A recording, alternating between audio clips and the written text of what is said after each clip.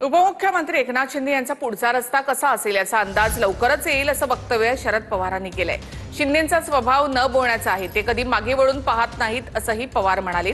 पवारांच्या वक्तव्यावर शिंदेंनी सुद्धा प्रतिक्रिया दिली। आमची वाटचाल सरळ आहे, मी कधीही तिरकं जात नाही असं शिंदे म्हणाले।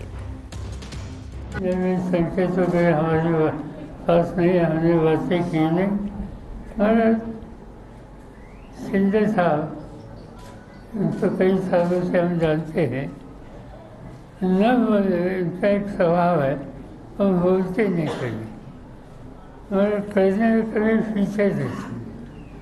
और इनसे आगे उनका किस तरह से रास्ता होगा इसका अंदाजा अभी जल्दी आएगा।